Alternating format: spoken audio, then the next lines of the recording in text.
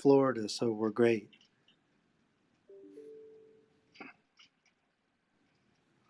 Let me see if I can. I see David Garcia is here, and if he has a chance, I'm inviting him up on the stage to speak if he'd like. He's on vacation, but he's in a very exciting place, so I don't know if he'll be able to come up. Paul, can you make me a moderator, please? Good morning, Paul. Good morning, everyone. Good morning. Good morning. Hey, Paul, are you Paul, exactly, can you make David? me a moderator, please? You're a moderator, Stephen. Okay, perfect. Thank you. David, where are you? Right now, I'm in Spearfish, South Dakota. About to head to Fort Yeah. Collins, Colorado. And when do you come home and help us back here at Miami Realtors? I'll be back in Miami on Saturday, and on Monday I'll be at the office bright and early. Sounds good.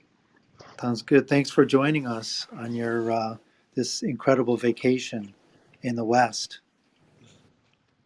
Thank you, Paul, and have a great session today. Break a leg, buddy. I'll be listening when I can. Thank you. Enjoy the rest of the vacation. Thank you. So, Stephen, we want to hear people's deals. People are coming in. We want Yeah, them we to. want to probably take a couple of minutes and let some more people filter in, Sounds see good. how the crowd grows here, and find out what everybody's been up to.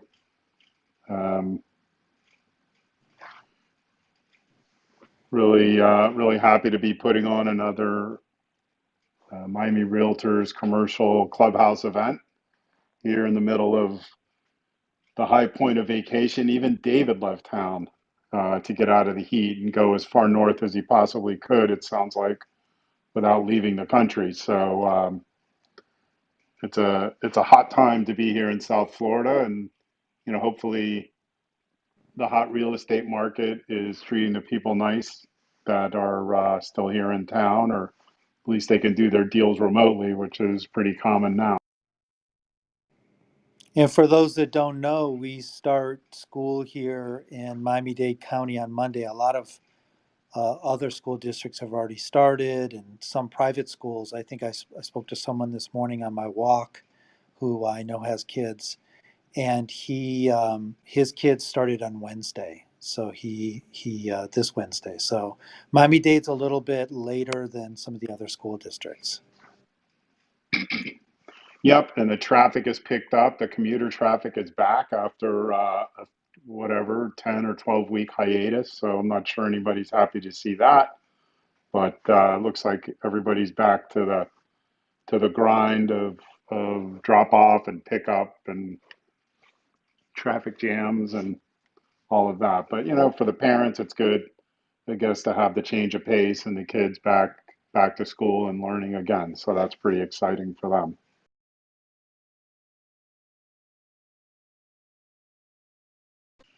So Kevin Kruger, the man, the myth, the legend. There you are. Tell us what's on your mind.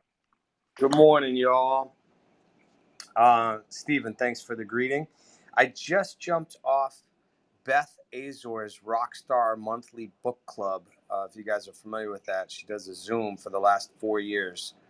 So I shared that with you as well. What book were they discussing today? I think it was supposed to be Wayne Dyer and things that, we mentally tell ourselves, how we can't progress, things that hold us back. So, and I Nice. think, and I told her.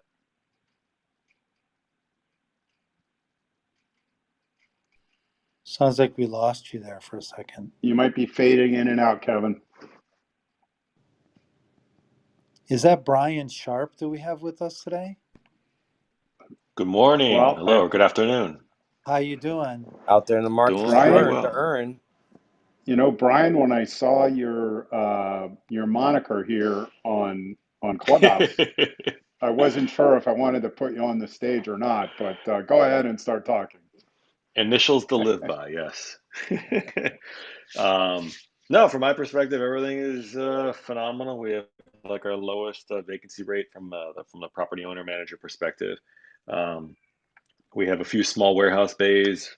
We have one tenant who's going to be giving a location over in North Miami Beach. That's about a 2,000 square foot space. So rental wise, there's not much available to purchase. We've been hard searching, and we're supposed to close next week on one strip center in Broward.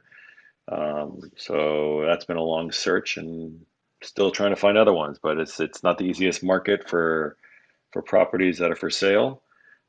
Rentals, not much available, and we had one tenant. I'll say, I know he wasn't supposed to use his warehouse parking area to store vehicles that are in disrepair. And basically, we didn't want to renew with him, but he couldn't find another location to go to, and he offered to pay a higher rental, and it just there's nothing out there. So we renewed with him, and that's just kind of from my perspective of how I'm seeing the market at the moment. Tell us about your last deal. What was the last lease that you did on one of your properties? Is that it? Is that the one? That was kind of one of the most recent ones we negotiated. It was a renegotiation, existing tenant. They actually, it was a weird one because we gave them a fairly good rental at the very beginning of the pandemic. And basically we were afraid how the opposite was going to happen, that the real estate market was going to tank and it was going to be hard to get anyone to take spaces. So we gave them a good rental, not a phenomenal one. And then now they not utilizing it properly. We were going to kick them out. They stayed month to month for a few months until they could find another location. And finally, they agreed to pay a higher rental and made it worthwhile for everyone. And that's where they're at. Other than that, the last retail space that we rented in Broward, that one had been vacant actually for a little while. We were surprised it stayed so long because we rented out three other bays in that same shopping center. And then a banquet hall actually took it. So hoping that it's a good use in the shopping center, operate at different hours of the day, and all of our retail is 100% full right now. That's amazing and great news to hear. So it's a good time to be a property owner once again, finally. Yes, I agree. We're at basically like a 0.2% vacancy rate right now.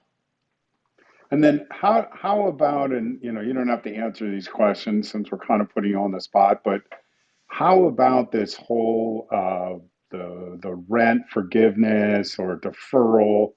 How did you guys end up dealing with that? And did you guys attach it to the back end or renegotiate deals? How did that go generally for you at all your properties? Well, what we did was basically we did forbearance. We attached it to the end for the tenants that needed it. We basically all we requested were some financial showing, that they are in a hardship, and we try to work with as many tenants as we could. We didn't have too many. We don't have that many restaurants. We didn't have that many big box. It was more mom and pops that were still able to stay in business because they have smaller footprints. We figured that if we go ahead and we initially give them 100% credit off of the free time in order for them to stay open and operate, there's it's kind of one of those, oh thanks, okay, we're moving forward.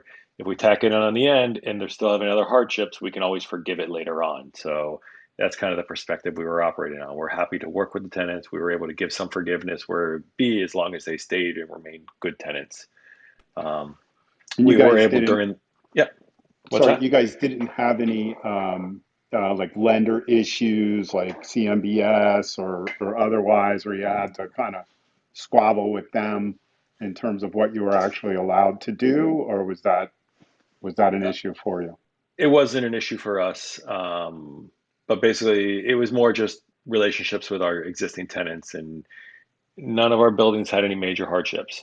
We had one tenant at a restaurant in Dade County that didn't want to pay, so he was a few months in arrears and thought he was not able to be evicted. And then finally, because commercials at one point started up again, we were able to evict him. And that day he said, "Why'd you evict me? I was going to pay," when he was already 8 months in arrears. But other than that, we didn't have any real difficulties, mainly working one on one with tenants if they did have problems. But I'd say 90% of our tenants survived the pandemic. And you guys are, I know you have a lot of property in Hialeah, but really scattered about in different places, right? Across Dade and Industrials and Broward. Dade, yeah, the industrials in Hialeah for the most part, and then the retails throughout Dade and Broward. Very nice. So that's a nice cross section sampling that a Mhm. lot of our listeners will benefit from hearing. What about you, Josh Cohn? Thanks for coming up to the stage. I know you've got a lot of properties that you control. What has been your experience lately with deals and what are you seeing in the market?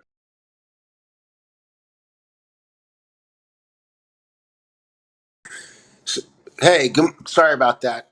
Good morning, everybody, and thank you, Steve and Paul, for having me up here.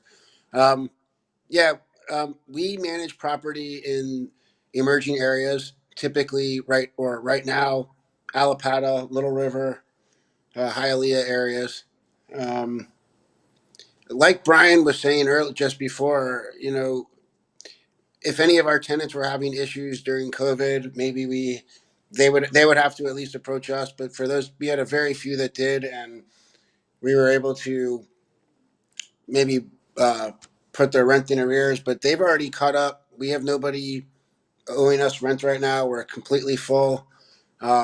Rents are going up every day, sometimes twice a day. Um, it really depends on the building, though. So I think that improved buildings um, and better are getting higher rental rates, and some of the older, unimproved properties that are not necessarily in line with the improvements of the neighborhoods may struggle a little bit.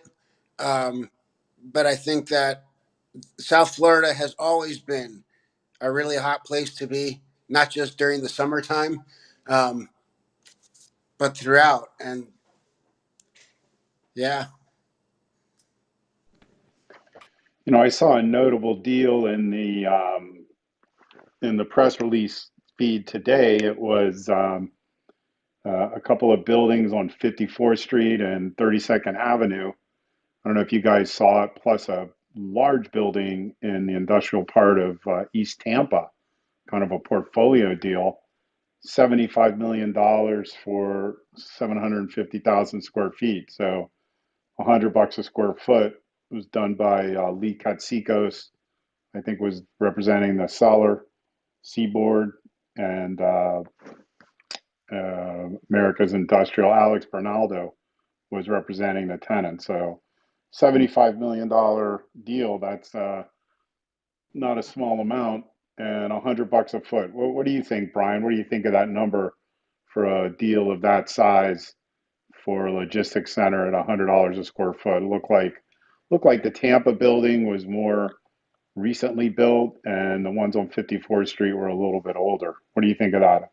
$100 a foot for that?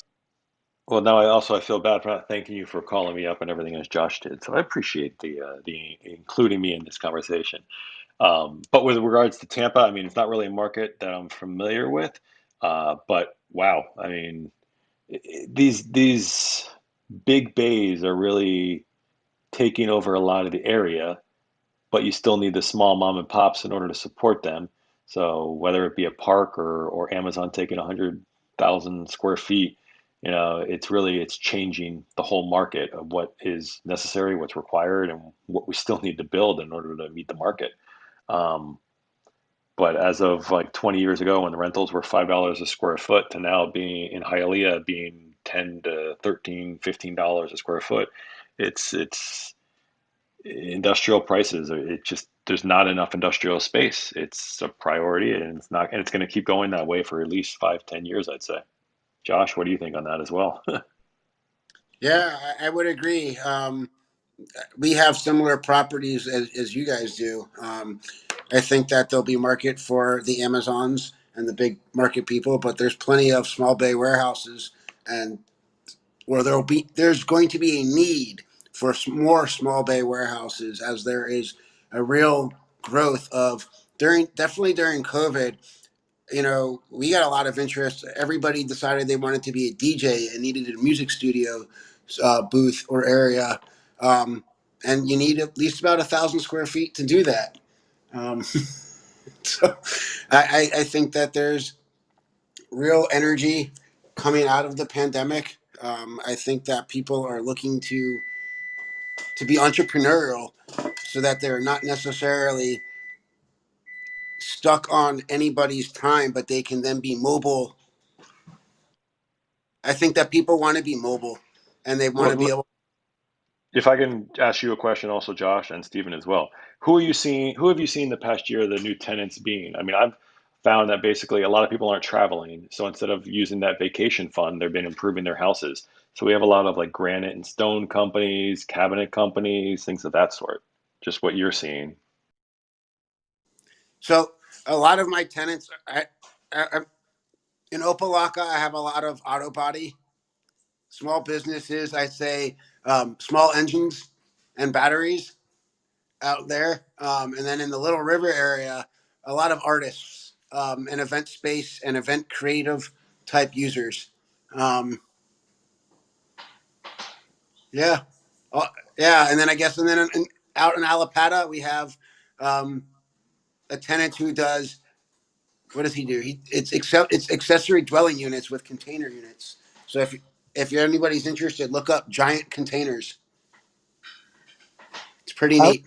I want to take this moment to recognize we're simulcasting this. Thank you, Daniel and David, to other social media platforms like LinkedIn, Facebook, Twitter, Instagram. So I want to say hello to the other platforms. We've been getting some traction as we started to simulcast. And anyone that's out here, Michelle, Elliot, Claudia, Michelle, or Ernesto, if you have some comments and would like to come on the stage and let us know about a deal you're working on or what you're up to, please join the conversation.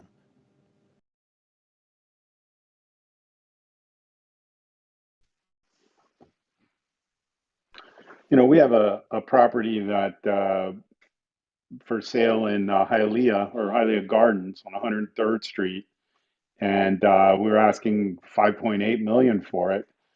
And interestingly, it's been on the market for almost a year, and we had it under contract for about 6 months. You know, at a reasonable discount or whatever from the asking price, and for no real good reason, the deal fell apart. So it was maybe under contract for several months, doing due diligence and this type of thing, and there was no problem with it. But the redevelopment guy sort of backed out of it, which is fine. Yeah, was within his right. But now I'm getting additional interest on the property at full price. So, you know, sometimes it's a good thing when deals tank. And it just goes to the strength of the industrial market, really all over. It's just amazing how resilient things have been since the pandemic started. I guess this went on the market during the pandemic. So anyway, that's just a story. Hopefully, it resolves itself to everyone's advantage. But Sure. let's see. I think that in at least what I'm seeing in my East Hialeah area, which is probably your East Hialeah area also, is that prices per foot are selling anywhere between maybe around 85 to almost as high as $110 per foot, sold, not just asking prices. Um, and so a little bit of fluctuality in terms of like whether they're buying it necessarily for land or for building use. Um, And then there's some other properties out there that are being looked at right now at a little higher than that per foot. Um, but again, you know, they're taking a little longer to get under contract when they're outside of that per foot range. But I don't know. Maybe you guys are seeing something different. Yeah, and I also think that when you have properties that are occupied and maybe leases are coming up for renewal, and you're not sure if a tenant is going to stay or renew, the tenants really don't have a lot of alternative choices in terms of relocating. That, you know, as long as they're not over market where they are, they don't have a lot of choices because in the event they do find a place to go, they're going to pay a lot more whether they buy the building or rent the building. So it's sort of a sweet spot market that everybody's in. What do you think, Elliot? You had something to add? We put you up on stage. What do you got?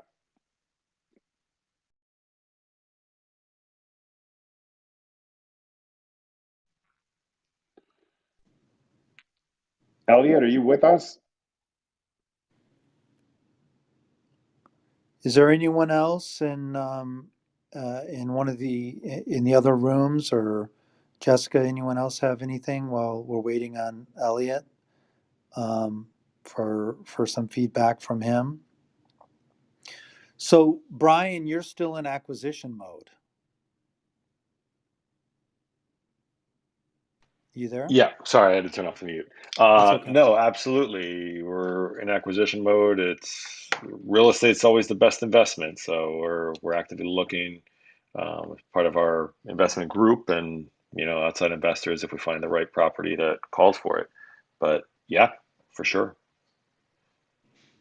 I would love to find more industrial, but right now it's a strip center we're under contract, and we actually have two other contracts out for review right now. So hopefully, I'll be announcing that one closed very soon.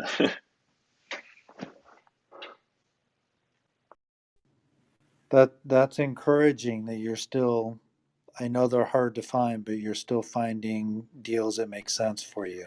It's the one we're on buying right now. It's not the most attractive property from our perspective of having, everything we've heard is not Class A or anything like that. But it's a building we see potential in that a little bit of an investment and a facelift will make it more attractive. And look, every area right now in South Florida is transitioning to become better and better. Um, Hopefully, gentrification doesn't take hold, kind of thing, and more that existing neighborhoods just see the value in their own neighborhood and want to bring everything up, and everyone succeeds from there. But it's just the entire South Florida market. I mean, you look around the rest of the United States, it's you never know if things are going to be open, closed, other regulations. I don't want to go political, but it's just that our state it keeps staying open, and everyone's able to keep pushing on. And whether it's good or bad, I don't know. But for the economy of Florida, it seems to be doing pretty well. Jessica, you had your hand up? We put you up on stage. What do you have on your mind? Hi. So actually, Kevin invited me to the group specifically because I happen to be connected to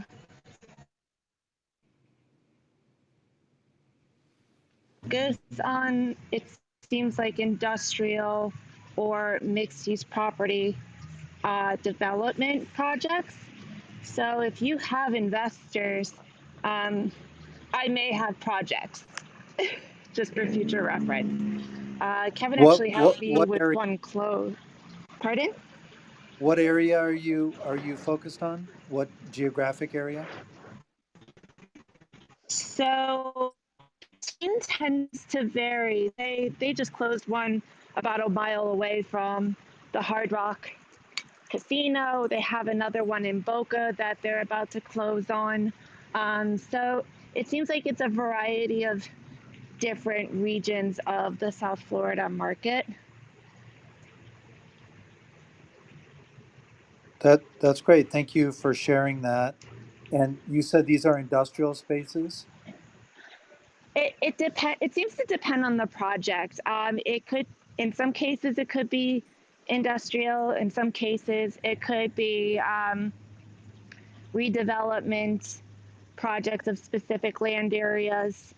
The one right by the Hard Rock was a redevelopment project turning into the first luxury rental apartment complex in that area.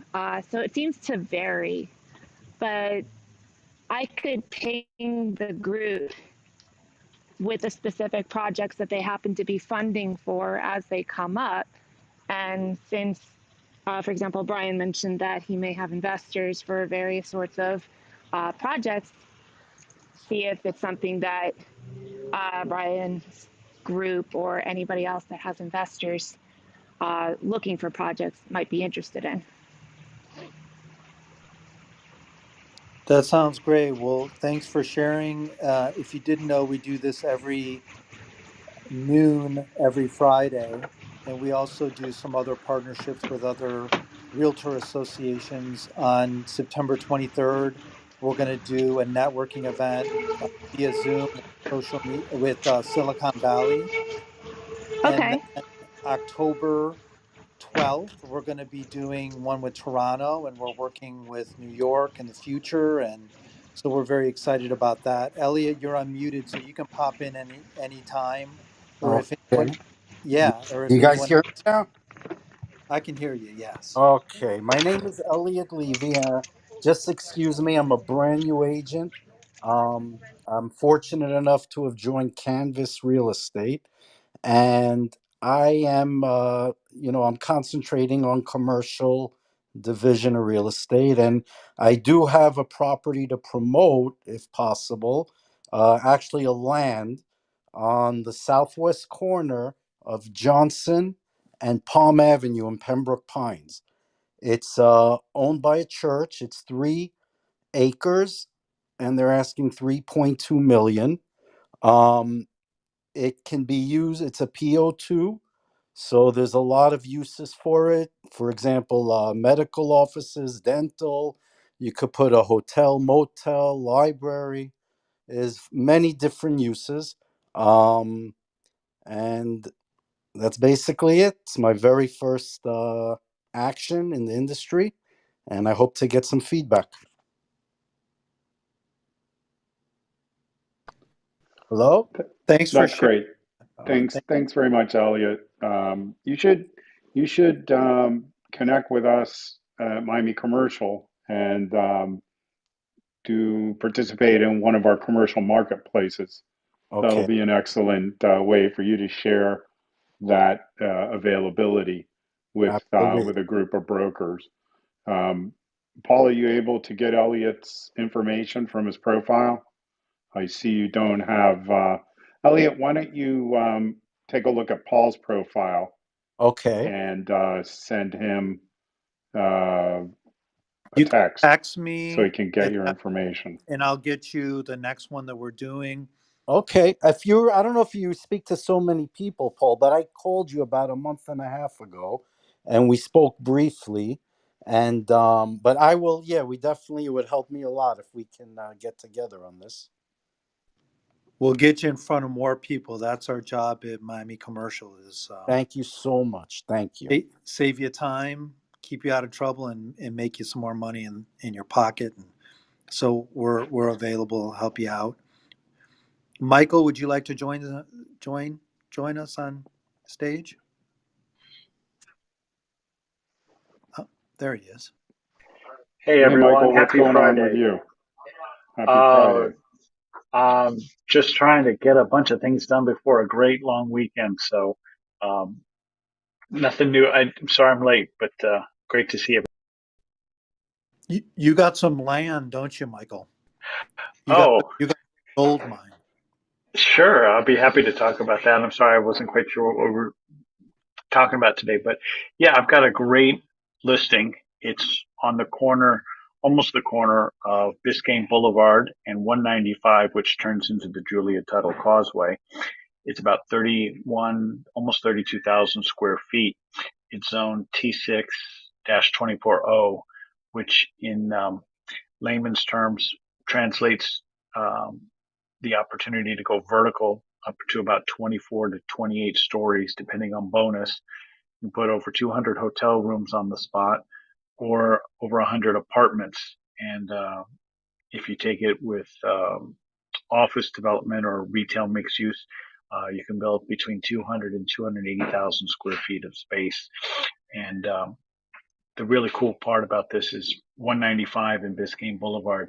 That intersection is trafficked by over 150,000 cars a day. So it's an amazing high visibility section of Miami, right between Design District, Midtown, and the 195 corridor on your way to the Miami Beach Convention Center. So it's a great piece of land for redevelopment for a flag hotel or a residential mixed use building with a lot of visibility. So that's what I'm working on this week.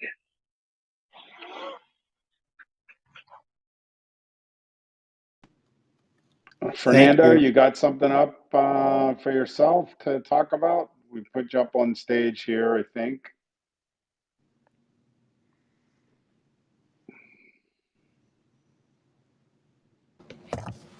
Here we go.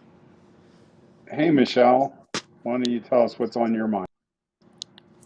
Hi everybody, how you doing? What I really wanted to ask, well, per se, is I will say I'm a new realtor as well. I am having a little bit of difficulty with, let's say, first time business owners.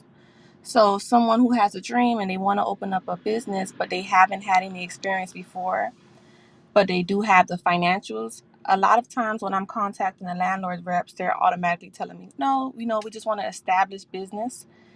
From your experience, is there any way that I could avoid this, or is there anything that I can do to prepare my client more prior to submitting the LOI, or is this just the new standard because of post-COVID pandemic?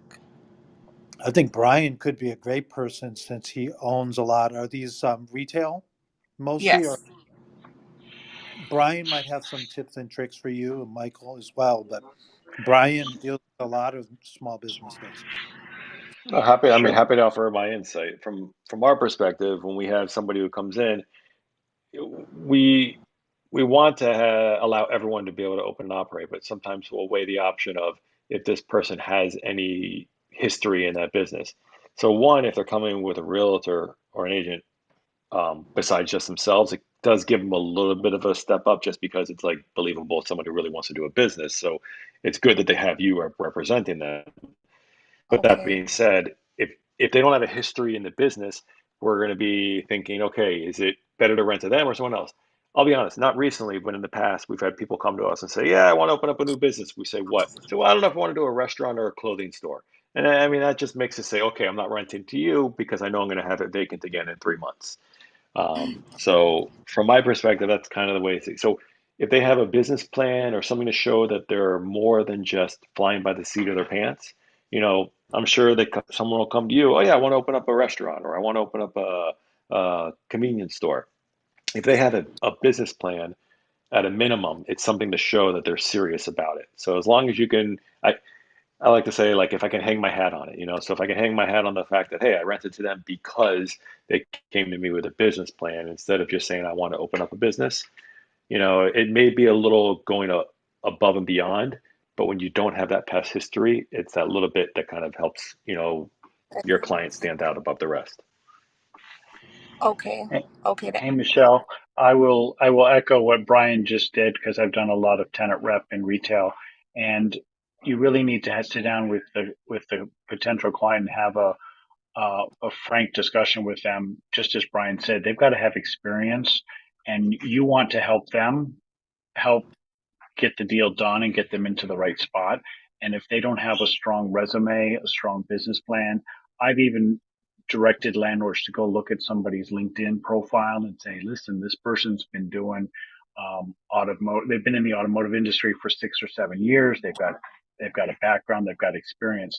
But the more you document that kind of experience, the better you can help sell it to the landlord. Because, like Brian said, if they just got off the plane and they've got the stream, it's really hard to do that. But the more you can document their experience and their resources, the better you can get the landlords to take a good look at them and give them a shot.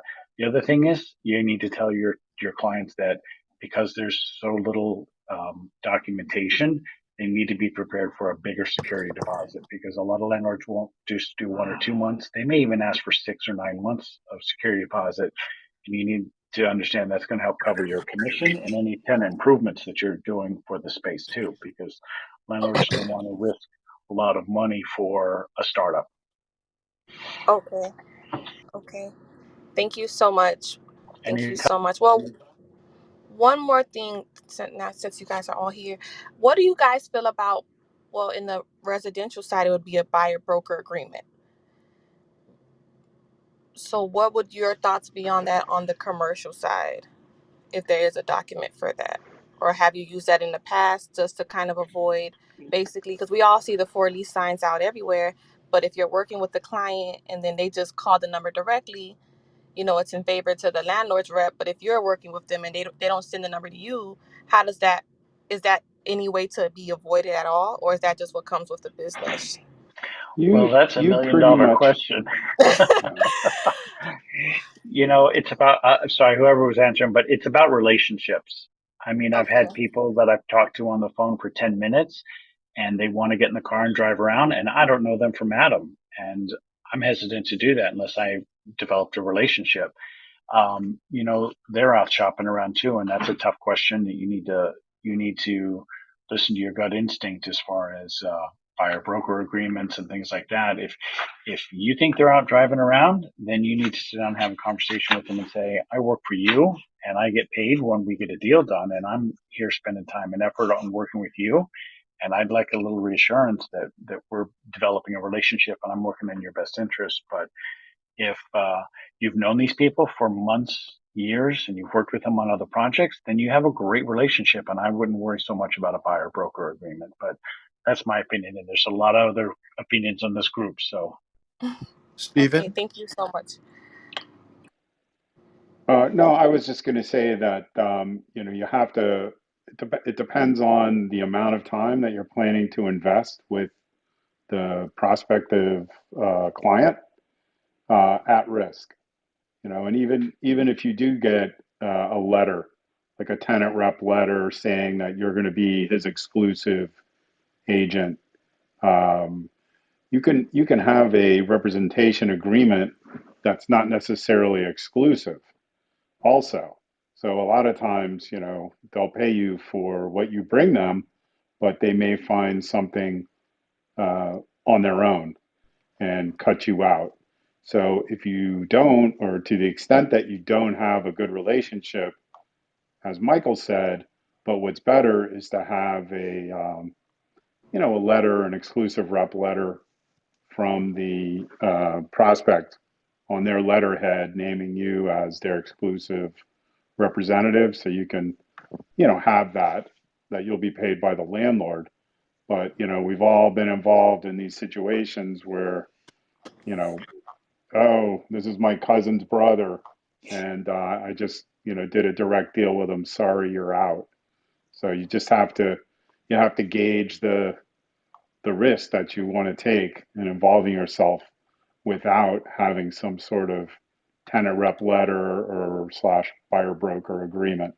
It's and a lot of times the bigger the deals, the more dicey it can become. So you have to be careful also on giving a tenant that's not that sophisticated an agreement longer than a page or two. Because if you hit them with a long agreement and it's not a sophisticated tenant, you're going to scare them off. So you have to kind of tailor your approach based on the sophistication of the people that you're working with. If I could pile But on that from the, oh, go I'm ahead. sorry, Steve, I didn't mean to interrupt. I just wanted to pile on when you're done. No, I'm fine. Go ahead. Thanks. No, I just wanted to add on. Twice I've had this happen where I'll show a space to one prospective tenant with an agent, and then about 2 weeks to a month later, they'll come by again with another agent. And I basically, you don't ever want to be in that situation. So I would recommend also, if you have a new client, ask them if they have already worked with somebody else. Because I basically said, look, I'm not renting to your tenant until the two of you can resolve this kind of thing, because it's nothing that the property owner did, but the client either didn't advise their representative that they were already, seen spaces by somebody else, and then it just makes her a bad situation. So because sometimes deals change or tenants are willing to pay more with the second tenant because they know that it's not available, and they think the first agent didn't do a good job for them. Whether they did or didn't, it's irrelevant, because now they're willing to settle for this type of an agreement or this longer term at a different rate. So it's best to vet your client as well to make sure. Don't just rely on them taking your word for it. You have to make sure you can take their word for it as well. It's also a good time, Michelle, to maybe come up with some key ways to qualify. Make sure you're qualifying your prospects and asking them some really key questions about, do they have a relationship with the bank? Are they paying cash? Because sometimes even at our commercial marketplaces, we get somebody that will come on and say, we call it, I got a guy. I got a guy who wants 100,000 units or more. And then you ask them, well, where? They said, well, they don't care. So if you can narrow down and really vet your prospects better, it's gonna give you a better sense of how much time you want to spend and how much you need to get, a signature from them that you're the exclusive. It's always nice when you can get it, obviously. Hey, Okay. hey, Michelle, one last little piece, and I'm echoing what everyone else just said, is when you get these new prospects, and they're really not a client then, they're just a prospect before you get them in the car and drive them around, you got to ask them some tough questions. And I found that almost all the professional tenants and professional business people will respect you for asking these questions up front. Maybe not in the very first conversation, but definitely in the second or the third conversation. They're going to respect you more because you're asking the right questions and you're showing that you're a professional and you're out looking for them and you want to get it done right. And so don't be scared to ask those tough questions. They almost all the time, the really good tenants, they'll respect you for it because they don't want to waste your time and they want to get a deal done, and asking that up front and being clear about what your services are and and how you're paid, they'll really respect you in the long run for it. When, Okay. That makes a lot of sense. Thank you guys so much. when in doubt, hold your breath. Remind yourself that you're a professional and stay confident, and ask them those really key questions and show them that you have value to add so they don't just, take advantage of that. Kevin, you have something? Yeah, I was just going to add to this conversation, Michelle. Hey, Kevin Kruger with Rise Realty. And what I've learned in my 4 years of commercial brokerage is when you have relationships with either the landlord or the listing broker, the term could be, I'd like to register my client with you. You provide their Sunbiz LLC, you provide their website, you put it in email, then the landlord and broker have that for any length of time that prospect might come through, whether it's another broker. It makes it easier for everybody if you have that existing relationship with the listing broker or landlord. I don't know what you guys all think about that, but the term I use is registering this prospect when you're not fully covered with a signed agreement. Kevin, that's an absolutely crucial point, and especially if you're just showing them properties with people that you're not familiar with, in terms of the landlord reps who, you can't really rely on other than for the initial meeting of showing a property, registering the prospect. And I like what you're saying, Kevin, about send them the Sunbiz, send them an email. Years ago, it used to be certified mail return receipt requested, but I think the email works fabulously well also. But yeah, that's crucial. At least then you have something to fall back on if there is a problem. Okay, I definitely am going to add that to my notes. Thank you guys.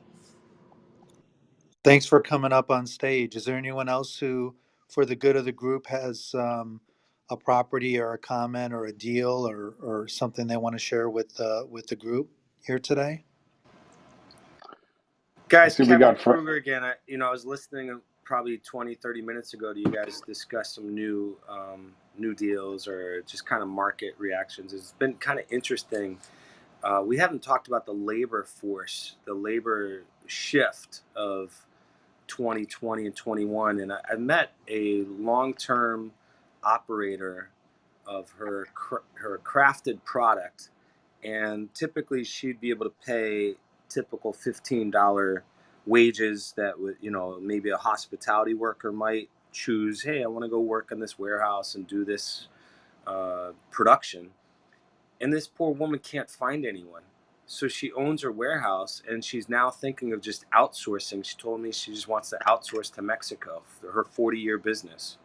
And by outsourcing, she's also competing with, like, she's lost her retail accounts where they just knock her product off in, overseas in Asia or South America. So I thought that was an interesting um, nugget because of the labor shortage, if you want to call it that. I think there's plenty of people out that are capable of working, and COVID-21 or the unemployment insurance that folks are choosing not to work for some of these people. I don't know if you guys are hearing any of that can ruffle feathers in the real estate market. Like this woman's property is probably going to become available, and of course I'll be her listing broker.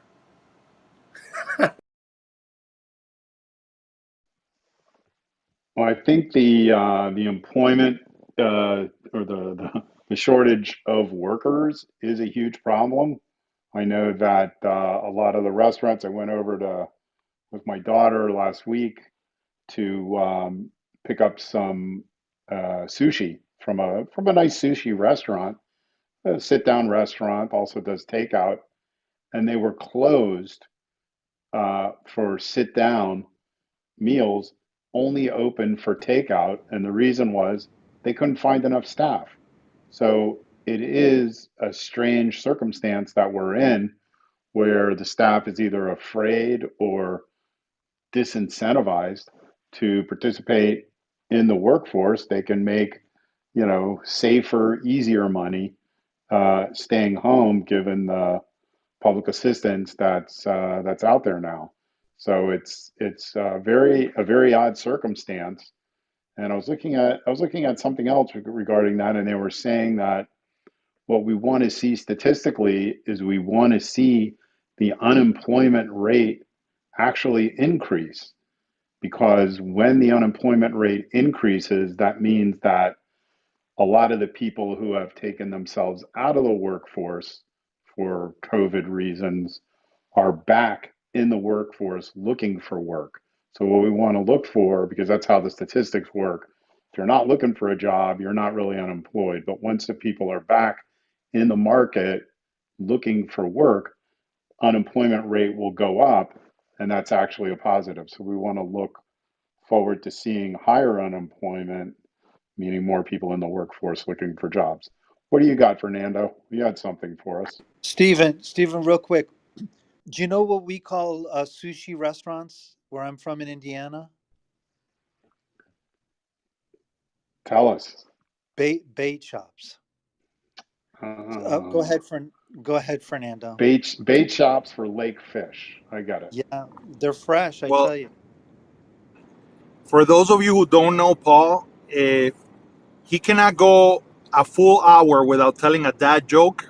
So, you have to understand that this is an incredible force behind him that, he just can't help himself. No will, That was good, Paul. no will, no willpower. Go ahead, Fernando. What have you?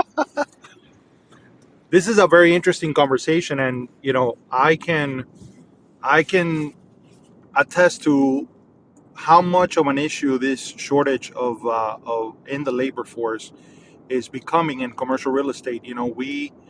I represent a regional restaurant group. They also own markets. They have 9 locations in South Florida, and they are, before the pandemic, in full expansion mode. And we got approached by a developer that is doing a great project in Oakland Park that we all felt was going to be a sweetheart of a deal, that it was going to be a good option for them. And when they got together with their board of directors after getting introduced to the project, the issue for them became that they have trouble staffing their own current restaurants and markets, which they never had before. And so, the board basically figured out that at this time they just didn't know what really is going to be on the horizon. And I've noticed, and I'm sure you've all noticed, all around town, you go to any place, there's usually a sign that says that we are short staffed. Please be kind to those that showed up. I'm seeing a lot of signs for not only jobs that are available, but I just passed by. It just so happens to be a Three Chefs restaurant, and they have a huge sign that says now hiring. And you could tell that there was a price per hour that they were offering, and they have superimposed another piece of the same color a, a section with an increase in that price per hour, because they're just they're just having trouble keeping up and being able to hire people. Everything I've heard about is not only that the extension of the benefits for unemployment and even to a degree the eviction moratorium, but I think that there is a large group of people have discovered the gig economy, and I think that their ability to go in and work and do some Instacart, do some Uber driving, Lyft, whatever it is, they have figured out that works for them, and so I know that there's a few of my clients that can directly tell me that they've lost people to that, and so but it is a major concern, and I think that this is something that is going to stick around because we definitely have a shortage of labor, and that's why the per hourly wage is going up to try to attract. But even at that rate, I don't know about you guys, but my clients tell me that they're even at a higher price per hour that they're willing to pay employees, that they're having trouble attracting and keeping their restaurants and their businesses fully staffed. That's interesting. And I think that you know I come from the hospitality background, and for those of you who don't know, my wife is or used to be a bartender for 30 plus years in the restaurant industry. She is now full time in real estate because of the pandemic. It was just too scary to keep going back and have the jobs threatened, whether it was going to be an event or going to work. At sometime in the middle of the pandemic, with the arguments of wearing a mask and who was allowed inside, became very hostile. People wanted to fight her. I would get phone calls that she was feeling threatened for her life, that the management staff isn't really supporting the floor staff. I don't think it's necessarily a shortage in workers looking for work. I think it's a shortage in support from upper management on how they perceive the public treating their wait staff and hostesses. I think that you could always find high school kids willing to work at the $15 range. But when you get into being a 35, 40-year-old adult making an actual living in hospitality, 15 bucks an hour really doesn't cut it. And so when people want to talk about sending, and hiring people overseas at, we'll call it $25 an hour, as opposed to paying their local, staff that they've had here, and even an increase of maybe closer to $18 to $20 an hour. It just shows their loyalty in the staff, and it makes people want to go into the gig economy or find other industries to support themselves so that they have control of their lives. Um, Similarly to how people are looking into the Bitcoin in the digital world, they're trying to take more control of their daily lives so that it benefits themselves and they're not working for somebody else, would be my thought. Whoa, you kind of took a hard left with the Bitcoin there, but I agree that people are trying to go into the gig economy, trying to do it on their own, and um, I think that the pandemic has caused people to be very introspective in terms of, what they want to do with the rest of their life going forward. And a lot of people are making those kinds of hard decisions about restructuring things for a higher quality of life. Um, now that they've spent time at home with their families, not commuting, this kind of thing, and just try to go for safety and lifestyle choices instead of the grind. But I think somebody earlier was alluding to, I mean, Fernando and Josh, you were both alluding to the increases in labor costs and wages, be it 15 or 18, maybe the government boosts the minimum wage up to $15 nationwide. Who knows if they can pull that off? But regardless, are we in for a spate of um, rampant wage inflation, and what kind of impact is that going to have on the economy? Will there be inflation? Seems to me real estate is an excellent choice to guard yourself against the ravages of inflation going forward. So that really bodes well for commercial real estate generally. If I'm not mistaken, I think that the Biden administration now is saying that they're not going to renew the extended unemployment benefits, and that could have an impact on a lot of people that um, to some extent are collecting money and understandably either don't want to take some of the risks in the jobs that they do. So that may, not to make a political statement, but it may force some people off the sidelines, and if they're not getting that money to take a position and job, and it could impact. I do think that some of the wage inflation. I know Chipotle, places like Chipotle are just saying they're just going to, eventually they're going to pass on those costs. But they raised their wages, and I think McDonald's also said that they've raised their wages. So it seems somewhat inevitable.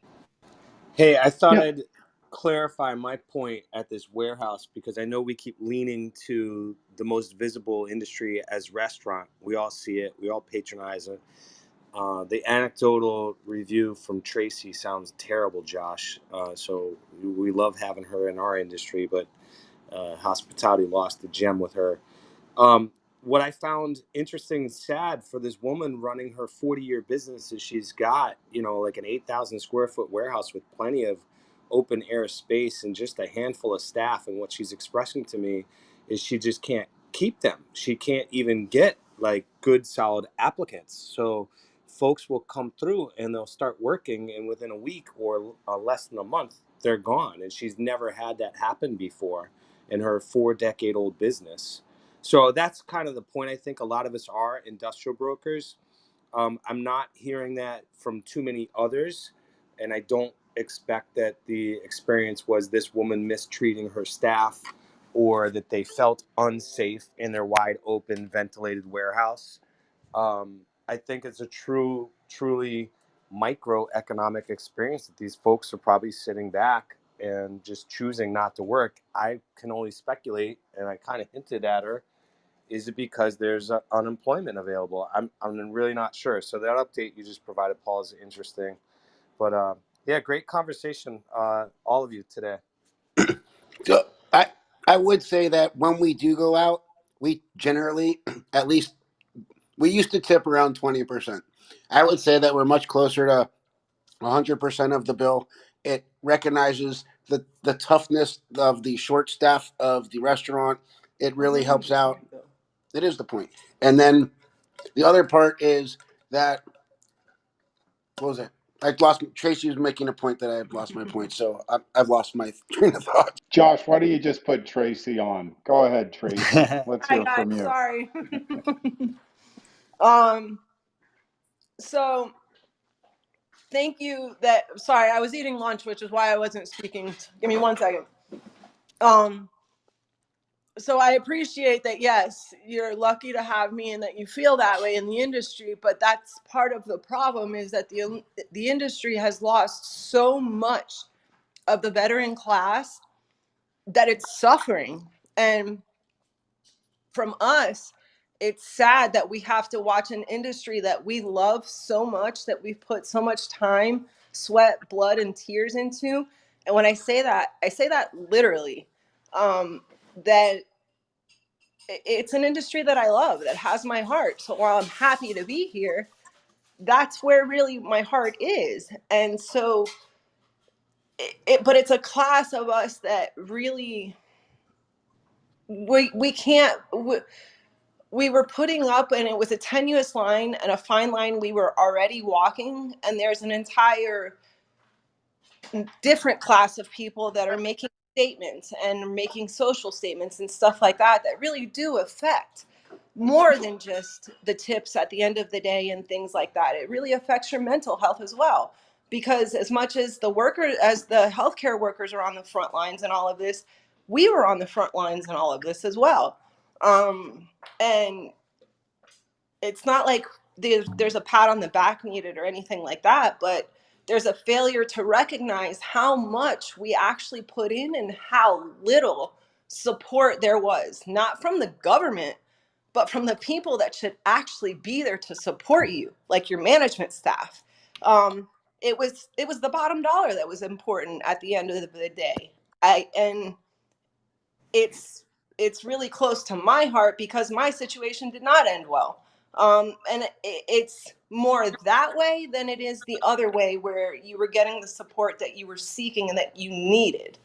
And now we found other things to do and other places to be that are welcoming to us, and we see the other side. And so why do I want to go back to being that? It's worth the pay cut for me, for the peace of mind, for my body to not hurt at the end of the day, for me to not have to sit in my car in complete silence for an hour after I get home. There's no Well, pay cut, by the way. I do. I do think that things like black swan events, what we're dealing with COVID, or bring out the best and the worst probably in people. And I think we all, maybe a good way to end this session after Stephen leads us out is that we all should love and take care of each other, and no matter what, we all want to make a nice living, but we also want to be respectful and thoughtful at the same time. And I'm very thankful for my leaders in Miami Realtors, and that we do preach that and live by that. But Stephen, it's 1 o'clock, and Yeah, we we had some need great to. discussions. Yeah, thanks, Paul, and thanks everybody. We had kind of a lighter vacation crowd today, but it was nonetheless vibrant of a discussion. I want to especially thank Brian for stepping up with your direct experience with the deals you've seen. Also, Kevin and Josh and Fernando. Michael, I guess, has stepped out already, but to you guys, thank you so much for all your input today, and our other guests that were able to speak up and speak to some of our deals of the day and things that you're seeing out in the market. So thanks very much. Be nice to each other, and we'll put together a new topic for next Friday and look forward to seeing you all then. Thanks very much, everyone.